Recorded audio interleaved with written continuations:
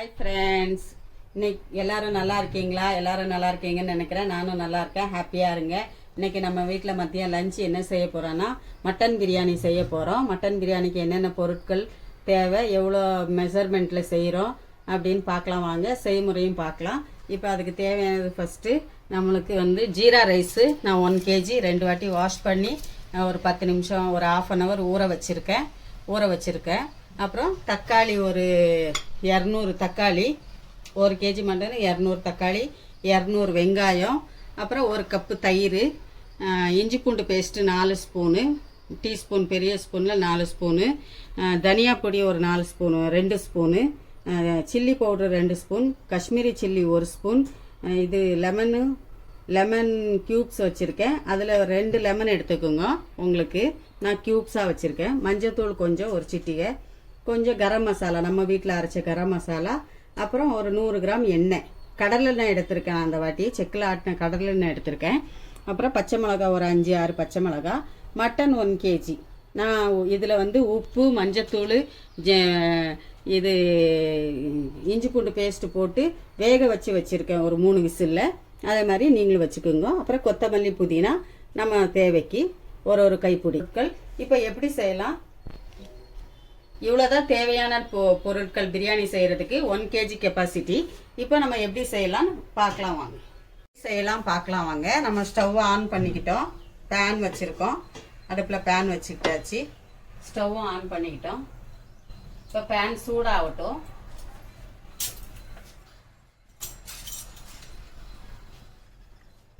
இப்போ கடலெண்ணெய் சேர்த்துருக்கேன். செக்கில் ஆட்டின எண்ணெய், கடலெண்ணெய் சேர்த்துருக்கேன். ஒரு 200 ml கடலெண்ணெய், 100 ml கடலெண்ணெய், 100 ml கடலெண்ணெய். எண்ணெய் சூடாகட்டும். இப்போ 2 பிரியாணி இலை போட்டுக்கலாம். பட்டை 2 போட்டுக்கலாம். ஏலக்காய் ஒரு 5 போட்டுக்கலாம். லவங்கம் கொஞ்சம் போட்டுக்கலாம். பெரிய ஏலக்காய் 2 சேர்த்துக்கலாம். இப்போ எண்ணெய் சூடாயிடுச்சு. இதில் பச்சை மிளகாய் சேர்த்துக்கலாம்.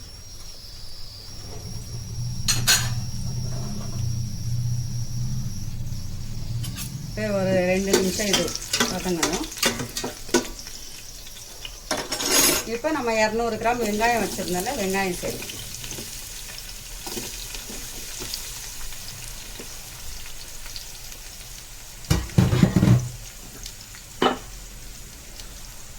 நம்ம கறியில் உப்பு போட்டு அவிச்சிருக்கோம். இப்போ இந்த சாப்பாட்டுக்கு தேவையான உப்பு, கல் உப்பு சேர்த்துக்கலாம்.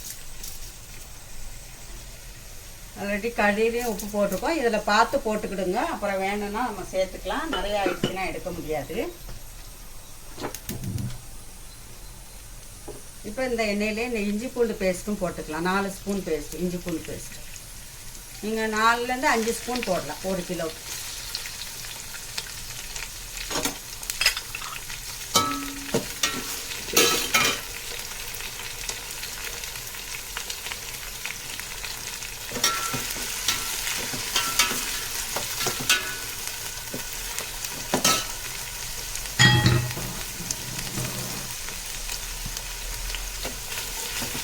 உப்பு போட்டோம், வெங்காயம் போட்டிருக்கோம். இந்த வெங்காயம் இஞ்சி பூண்டில் நல்லா வதங்கட்டும். பார்க்கலாம். விட்டு போட்டுருங்க, அப்போ தான் வெங்காயம் நல்லா வதங்கும்.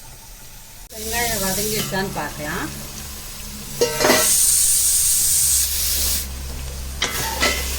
வெங்காயம் ஓரளவு வதங்கிடுச்சு. நல்லா வதங்கணும் வெங்காயம். பிரியாணிக்கு வெங்காயம் நல்லா வதங்கணும். அப்போ தான் டேஸ்ட் கொடுக்கும்.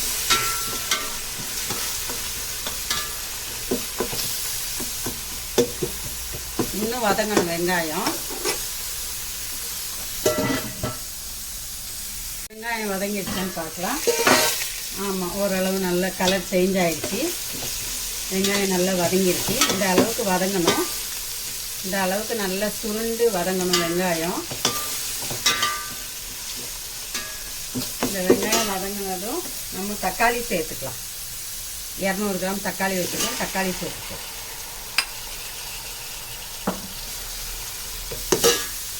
இதில் ஒரு 2 ஸ்பூன் மிளகாத்தூள் வச்சுருக்கோம். மிளகாத்தூள் சேர்த்துக்கலாம்.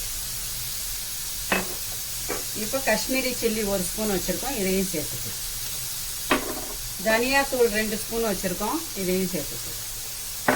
இப்போ மஞ்சத்தூள் ஒரு 1/4 ஸ்பூன் மஞ்சத்தூள் சேர்த்துக்கலாம். இப்போ லெமன் ஜூஸு நம்ம வந்து அரிசி போட்ட பிறகு தான் போடணும். இப்போ நம்ம வீட்டு கரம் மசாலா இது ஒரு 1/4 ஸ்பூன் 1/2 ஸ்பூன் போட்டுக்கலாம். இது எல்லாம் போட்டு இது எல்லாம் மிக்ஸ் ஆகணும். தக்காளியும் நல்லா குழையணும். இப்போ நம்ம ஒரு புடி கொத்தமல்லி புதினா சேர்த்துக்கலாம்.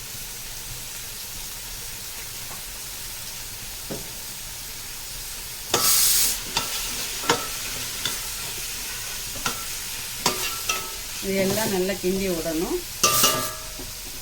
இப்போ நம்ம இதில் 1 கப்பு தயிர் வச்சுருந்தோம், தயிர் சேர்த்துக்கலாம்.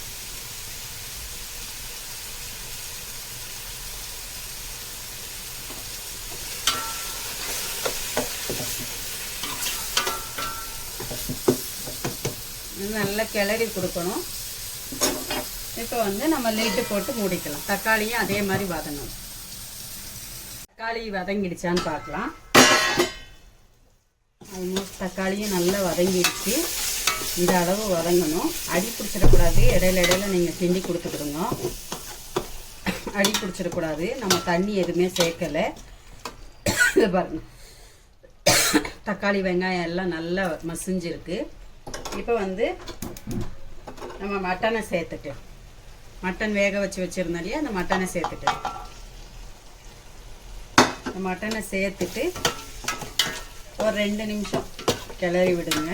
மட்டன்லேயும் உப்பு போட்டிருக்கோம், நம்ம இந்த கிரேவிலையும் உப்பு போட்டிருக்கோம். நம்ம அரிசி போட்ட பிறகு தான் நம்ம திருப்பி உப்பு செக் பண்ணணும். காரம்லாம் கரெக்டாக இருக்கும். உங்களுக்கு அதிகமாக வேணுன்னா காரம் அதிகமாக சேர்த்துக்கோங்க. இப்போ நம்ம ஓரளவு தண்ணி ஊற்றிக்கலாம். நம்ம அரிசி எவ்வளோ இருந்துச்சோ அதில் 2 தண்ணி. உங்களுக்கு குறைவா வேணும், கொஞ்சம் உதிரி தன்மை வேணும்னா 1.25 வச்சுக்கலாம் தண்ணி.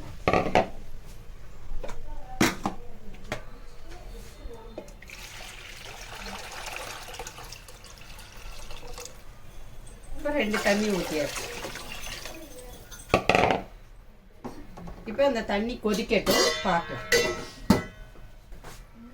தண்ணி கொதிக்குதான்னு பார்க்கலாம். நல்லா கொதிக்குது தண்ணி. தண்ணி கொதிக்கும் போது நம்ம ரைஸ் போட்டுக்கலாம். ரைஸில் தண்ணி இருக்கக்கூடாது.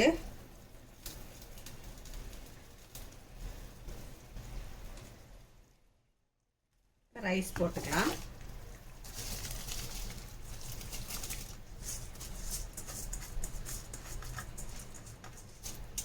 இது 1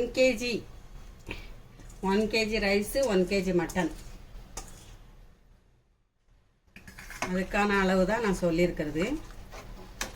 இப்போ இந்த ஸ்டேஜில் உப்பு செக் பண்ணிக்கோங்க. உப்பு தேவைன்னா உப்பு போட்டுக்கலாம். உப்பு செக் பண்ணிக்கோங்க. இப்போ லிட்டை மூடலாம். தண்ணி வத்தட்டும். தண்ணி எவ்வளோ இருக்குன்னு பார்க்கலாம். நம்ம ஒரு வாட்டி இடையில கிண்டி விடணும், இன்னும் அடி பிடிச்சிரும். இப்போ தண்ணி இன்னும் இருக்குது. நான் உங்களுக்கு சொல்லியிருந்தேன் உப்பு தேவைன்னா போட்டுக்கோங்க இந்த ஸ்டேஜில் அப்படின்னு. உப்பு சேர்த்துக்கோங்க. இப்போ தண்ணி இன்னுமே இருக்குது. இந்த ஸ்டேஜில் நம்ம லெமன் ஊற்றிக்கலாம். 2 லெமன் புழிஞ்சு வச்சுருக்கோம். நான் க்யூப்ஸாக வச்சுருந்தேன். நீங்கள் 2 லெமன் சேர்த்துக்கலாம். புளிப்பு வேணும்னா 2 லெமனு, புளிப்பு கம்மியாக வேணும்னா 1 லெமன். இப்போ இன்னும் தண்ணி வற்றணும்.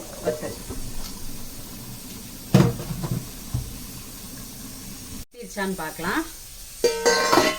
தண்ணி நல்லாவே வற்றிருச்சு. இந்த ஸ்டேஜில் நம்ம தம்மில் போட்டுக்கணும்.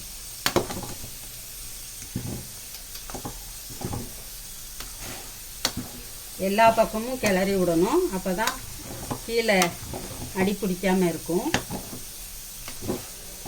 எல்லா சைட்லேயும் கிளறி விட்டுக்குங்க. இப்போ நம்ம தம்மில் போட்டோம்.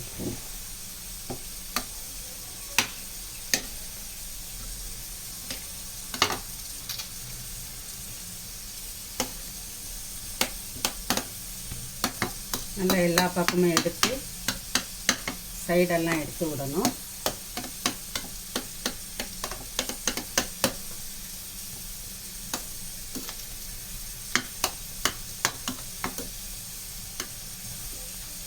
இது இது பிரியாணி போட எங்கள் அம்மா கிட்ட தான் நான் படித்தது. எங்கள் அம்மா தான் எனக்கு பிரியாணி போட சொல்லி கொடுத்தது. எங்கள் அம்மாவும் நல்லா செய்வாங்க. எங்கள் அம்மா கிட்ட படித்தது தான். இப்போ நம்ம ஒரு 75 கிராம் நெய் ஊற்றிக்கலாம். அதுக்கு வந்து ஒரு 5 ஸ்பூன் ஊற்றினா போதும். உங்களுக்கு 100 கிராம் தேவைன்னா 100 கிராம் ஊற்றிக்கலாம். நான் 100 எண்ணெய் 100 தான் ஊற்றிருக்கேன். 75 கிராம் நெய் ஊற்றிருக்கேன். அதனால் 200 கிராம் கணக்கு கரெக்டாக வந்துடும். 200 எண்ணெய், 1 கிலோவுக்கு 200 ml எண்ணெய் ஊற்றணும். ஆனால் நான் நெய் 75 கிராம் சேர்க்கறதுனால 100 கிராம் தான் நான் எண்ணெய் ஊற்றினேன். உங்களுக்கு எப்படி தேவை அப்படியே ஆயில் ரொம்ப இருந்தாலும் சாப்பிட முடியாது.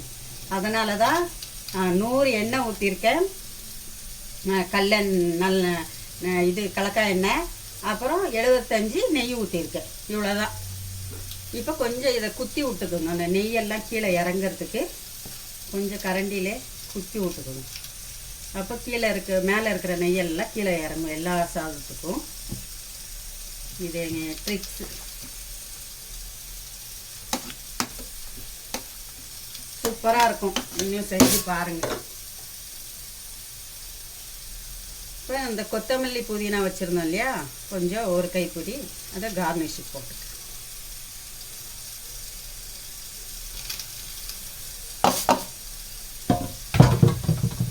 இப்போ தம்மில் போட்டேன்.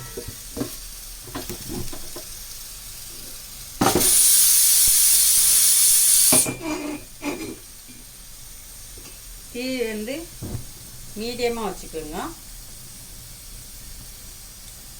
5லேருந்து 7 நிமிஷம், குறைஞ்சி போனால் 10 நிமிஷம், அதுக்குள்ளே ஆஃப் பண்ணிடணும். எல்லாம் கீழே பிடிச்சிரும். தம் இறக்கும் போது பார்க்கலாம்.